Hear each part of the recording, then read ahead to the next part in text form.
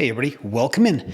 This is going to be a fun one today. We've got a lot of material to go through and we're going to talk about Solana, and this is probably the project I'm most excited about of all of them. And in full disclosure, I have a position in Solana. I entered into recently and it's trading at about $44, $45 today as we speak. So this channel is about math, money and freedom, and this is edutainment. Please do your own research. I'm going to give you all the tools that you need to be able to make your own decision about this investment. Okay, so as usual, we'll go through the 10-step process. This is the third time I've done this. What it does, how it plays, industries it'll disrupt, its ranking, growth, value props, tech and developers, ecosystem, how long it's been around, and the price predictions at the very end. I have 6 models today. 4 of them are mine. And then I'm going to do my usual average of averages to give a very conservative forecast as to where I believe this could go over a 10-year period. So very quickly, let's jump in. For those of you who don't know what it does, Solana is a layer 1 blockchain, and it is the quickest that I've ever come across. So the system currently supports about 65,000 transactions per second, and the theoretical limit is 700,000 transactions per second. Note the NASDAQ does about 500,000 transactions a second. So obviously they have the scale and speed to be able to go after some very, very big exchanges and other type of DeFi applications. We'll talk more about that as well. But the fact of the matter is, Solana probably does need more developers. Nobody has as many as Ethereum. It also has 608 validators on the network. And I think that's kind of low considering there's no threshold to be a validator. Anybody can be a validator. And note Ethereum has 34,000 validators. And to date, Solana has 47 dApps. Ethereum has about 3,000. So I'm going to do a lot of benchmarking of Solana against Ethereum, although the founder doesn't want this to be considered an ETH killer. He thinks the universe is big enough for many players. So speaking of the founder, Anatoly Yakovenko, Russian guy, he spent 15 years engineering wireless protocols at Qualcomm down in San Diego. Now that telco background is super helpful because you learn to do throughput with very little capacity.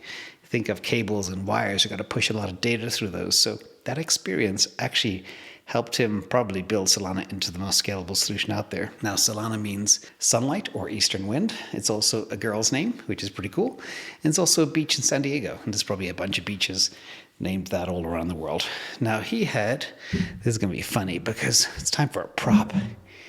He had a light bulb moment in a bar in San Francisco. He had 2 coffees, 1 beer, and he had this big aha moment. And this was to come up with the big idea of what's called proof of history, to be able to look at the history of the blockchain, to be able to validate at a much faster pace. Now, his vision, as I mentioned, is not to disrupt Ethereum, but he does want to go after Wall Street and the rest of the global markets. And I'll talk more about the application as we go through.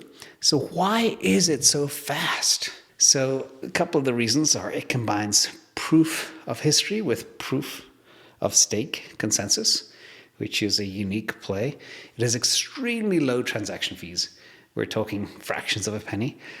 And it can theoretically scale to billions of users without the need for sharding. And the optimistic concurrency control model is actually employed, which is a model going back to the 80s. So it is scalable, it's secure, and it's decentralized. Kind of like the 3 key legs of the stool that you need to be able to pull off an excellent blockchain. So let's talk about how it plays. So scaling crypto to the masses is the end game for them. The protocol is designed to scale with Moore's law. So basically they believe the system will get quicker and quicker, and it'll be as quick as the hardware and the bandwidth that exists. So Moore's law states that this will double every couple of years or year or so, depending on how things eventually will slow down. But Solana is built to scale, and the only constraint it has is hardware and bandwidth, which is staggering to think. It's already very fast today. Now, the target industries. Solana focuses on disrupting Wall Street. That is the prime focus, but it can also cater to any other marketplace. Now, the platform also is basically, the platform is there to help developers build dApps on it. And currently they have a few. It's a fraction, as I mentioned before, of what Ethereum has. But these are examples of some of the top DeFi dApps today. And I think it would be great if big names like this start platforming on Solana. That would be a game changer. In fact, two of the ones here on this list are in my future analysis list as well. So again, if you want me to look at tokens or cryptos that you want to get a realistic target price prediction model analysis, is it good, better, and different? Is it going to survive? Is it going to succeed? Let me know. I tend to go and only analyze things though that are really worth my while and things that I will invest in, and I have invested in this one. So let's look at the scorecard ranking of where they stand. So these are some of my top names. Number 2 obviously is Ethereum, 3 is Binance Coin, 4 is Cardano, 8 is Polkadot, 16 is Solana, and VeChain has fallen to number 19. In fact, a few days ago, VeChain was above Solana, coincidentally, when I did my VeChain analysis, and I'm still getting heat over my conservative price predictions. But again, I think there are better places to place money, and Solana is one of those. So I just want to share that with everybody. This whole industry, this whole space is a moving target, and everything is changing. But the key things to note here, the market cap of Ethereum was at 390 billion. Here it says 370, but it changes every few minutes.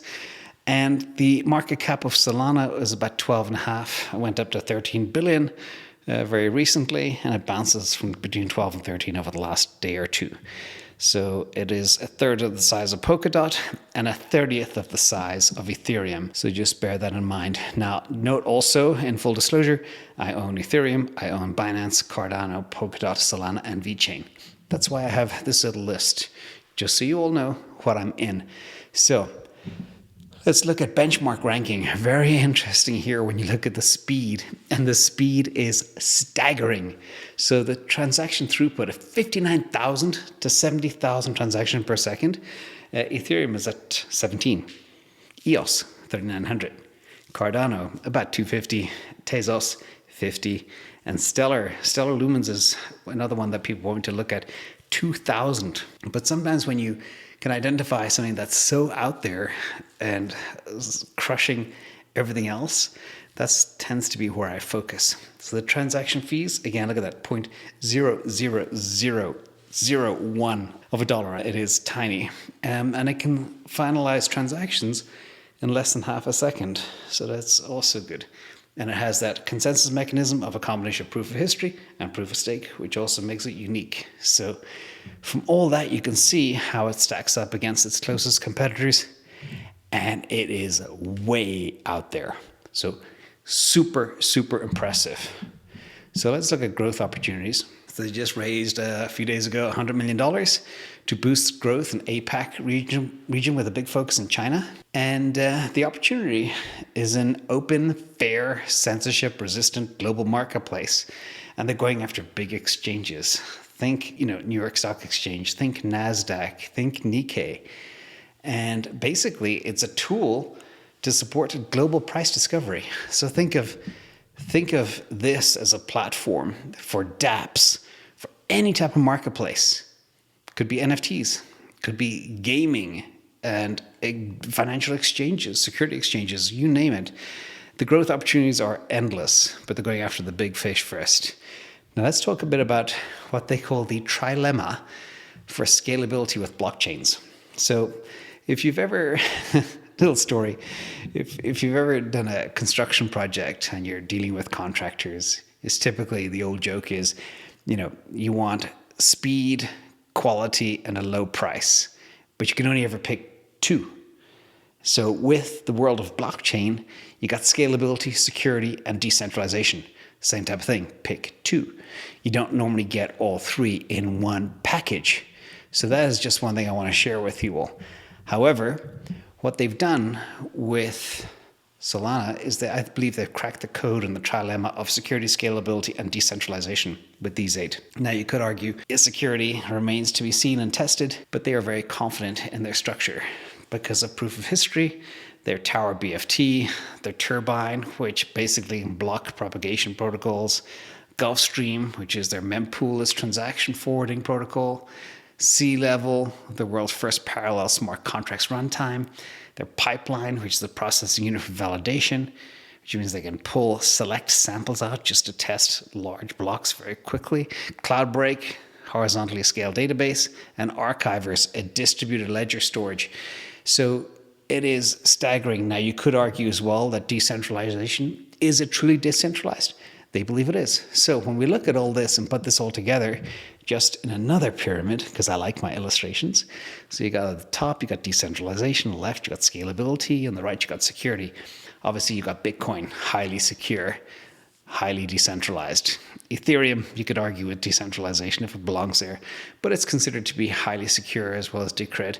You got Stellar, which is kind of scalable and secure, but not decentralized. Ripple, same way, etc. So you get the idea. But Solana, I put it here in the middle because of all of the tokens and blockchains out there.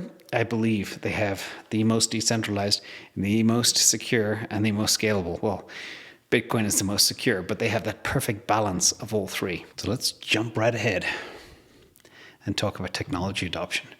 So another thing that I'm very keen on is to find out exactly how many developers are part of a blockchain, an ecosystem, how many validators, how quick they're growing, etc., and how much engagement there is on things like GitHub.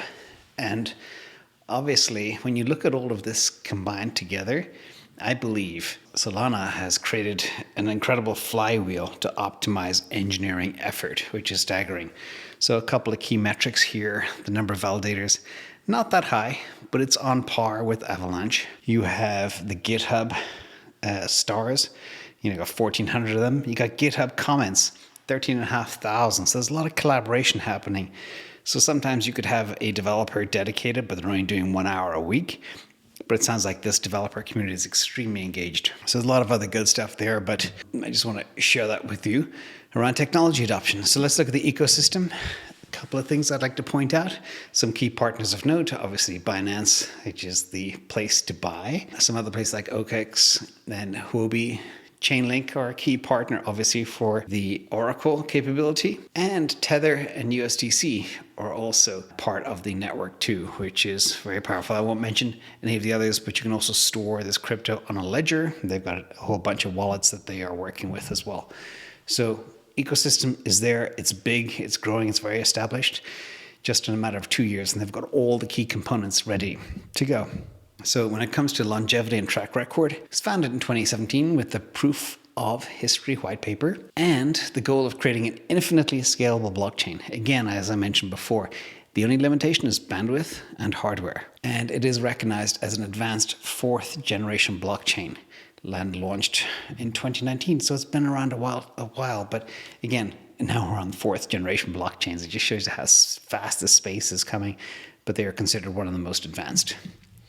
Now, price prediction. This is the most exciting piece that you all want to get into. So there is a max supply of 489 million SOL tokens. Currently, there's about 270 million of them in circulating supply. And SOL is divisible by 1 billion down to a unit called a lamport. It's kind of similar to the Satoshis with Bitcoin. So technically, just playing with some numbers, because that's what I do, there is 489 quadrillion lamports. I think it's 15 zeros or something crazy like that. But yeah, crazy numbers of lamports available. So if you have one SOL, you got a truckload, you got a billion lamports. And I wonder if you'll be able to buy a coffee with a lamport one day. So what's also very important is to look at the token distribution. As you guys know, I like to drill into who owns the tokens and where would they be at risk of being dumped on the market? So a couple of things here. You've got your seed sale in the dark purple and your founding sale in the light purple and your validator sale and etc. But the key ones really to look at are 12.5% were retained by the founders. So obviously they lined their own pockets, which is fair enough. 1.6% were sold at auction. 35.4% were allocated to locked investors. That's a big chunk. That's over a third. 38% were designated as community tokens. That is the light gray on the left of that wheel. And 12.5% are held by the Solana Foundation.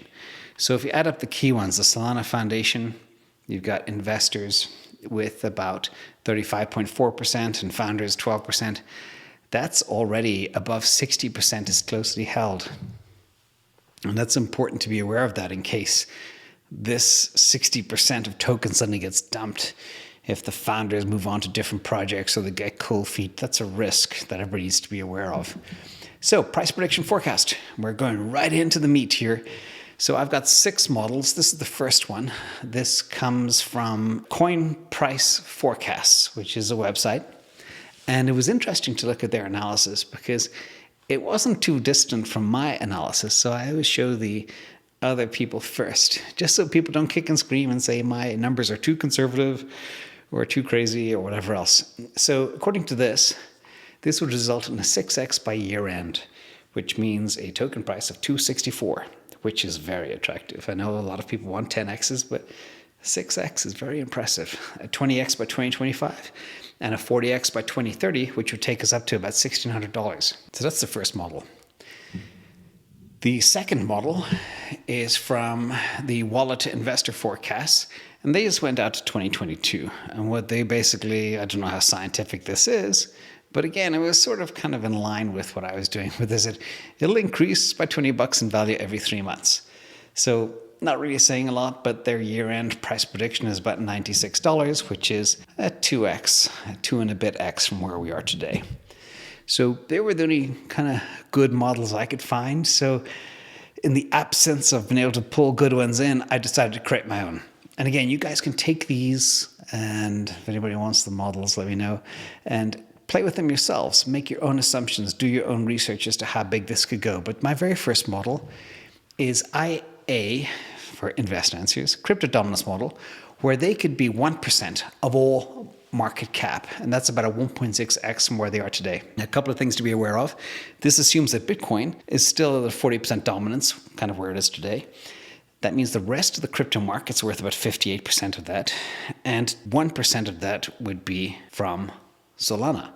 And that would bring us in a range anywhere over the next, depending on how far we go, of $110 to $367. Now, what I did here with this total market cap model is I modeled it based on my expectation of how high I believe Bitcoin price could go. Now, I know Bitcoin's been beaten down. I know people are losing their minds, but trust me, it is a pristine store of value and it is going to go places despite all the Musk FUD and everything else. But here, if you look at price predictions, total market cap, I think if Bitcoin goes back to $64,000, it'll drag the rest of the crypto market with it, and we could have a total market cap of $3 trillion. $4 trillion would be an $86,000 Bitcoin, all the way up to what I believe is possible this year, a $5 trillion market cap. It would be about $107,000 Bitcoin, and a $10 trillion market cap, a $215,000 Bitcoin. Again, assuming Bitcoin dominance remains at 40% and the rest of the crypto market goes to 58%. And Solana has a 1% market cap that would give out these prices. So I hope that is clear. But now I've taken the same model and made it 2% dominance. And that means that would be a 3x from where they are today. So tripling their dominance level in the market. And that would give us, using the same methodology, price record. So if Bitcoin goes to $107,000 and drags the rest of the crypto market with it, it's possible that Solana could go to $367. If Bitcoin goes above $200,000, Solana could be $700. So again, it sounds very exciting. That's 12x from where we are today. But again, this crypto market, you never know what you're going to get. So this is a theoretical feasibility study as to where the price could go based on my numbers. But I got 4 more models, or 3 more models, I'm not sure. So first of all, I have the Invest Answers Ethereum market share model. This is where I look at different values based on Ethereum market cap percentage. So not looking at Solana having 1% of the total crypto market or 2%, but the percentage of the ETH market cap, because technically they're going after their market share. And this ranges anywhere from 2% all the way up to 20%. We're already at $44, $45 today. And just based on their circulating supply and the Ethereum market cap at $392 billion. Now, the range would be $58 to $288 over the coming bull market up to the peak. Again, driven as a percentage of Ethereum. Not assuming that Ethereum is going to go anywhere from where it is now, but they will take market share from the existing, call it $400 billion market cap. So my other model is actually based on the share of the Ethereum market cap, but driven by my Ethereum price prediction models over the years 2021 to 2030. So I believe, as you know, an $8,000 Ethereum is possible this year, all the way up to $55,000 in a very bull case in the year 2030. And I assume that Solana could have 2%, 4%, 6%, 8%, or 10% of that Ethereum market cap. And that would bring the prices by the year 2030 from either $482 all the way up to $2,410. So you can take a screenshot of this and play with it and make your assumptions, or you can just pick the 6% model in the middle, which will take us to $209 by the end of the year, all the way up to $1,400 in the year 2030. So again, lots of options there to play with and lots of ideas. And I had to get really creative. So thanks for sticking out. I know it's a long one, but it's just a very exciting one for us to look at. So let's first of all talk about the risks, and I'll do the summary of the price models. So currently there are 270 million tokens in circulation. The max supply is 489 million. So basically 45% of the tokens are not in circulation yet, and they could be dumped on the market. And my models are all based on 272 million tokens in circulation. So bear that in mind. Now, the holdings by a large percentage of the 500 million SOL tokens, so 12.5% to the founders, 35% with investors, and 12.5% held by the Solana Foundation, could be dumped at any time. And that's significant. Again, that's 2/3 of all the tokens nearly. And I believe they need more developers, they need more dApps, and the security, who knows if this proof of history will be foolproof or as rock solid as Bitcoin. So always keep the risks involved. And again, this is not investment advice. So what I did was I had 6 price prediction models. 4 are mine. I decided to create an average of the averages because that's always a fun thing to do. So if you look at the models that were there and the average of the models, we get 264 by year end 2021 from all the other different models, up to 1,625. And the average of my models is 209 up to 1,400. So you can see that my numbers are a little bit more conservative, as they tend to be. But at $209 by year in 21, which is more than a 4x of where we are today, 4.5x, is a pretty substantial return. And the average of the averages, which is the other models mixed with my 4 models, gives you 236 all the way up to 1536 by year end 2030. So the future is bright, and this also assumes that the market cap of crypto will grow by 24% per year over the next 10 years. So not that aggressive, especially when you consider the types of industries that crypto will disrupt. So just bear that in mind. As usual, I sandbag, very conservative. I don't want people to get too crazy or me to put a number here that is not technically achievable. But remember, nearly 2/3 of the tokens are being held by investors and founders and foundations in Switzerland. So be very careful of that.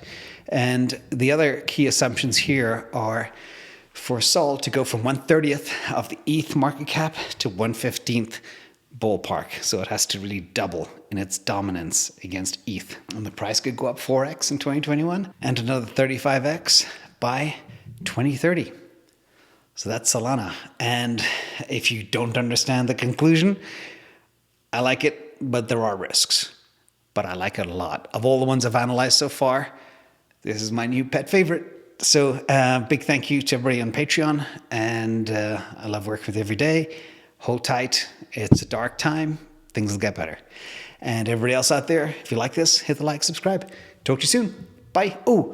Prioritize what you want me to analyze next. Stick it down below. Thanks a lot.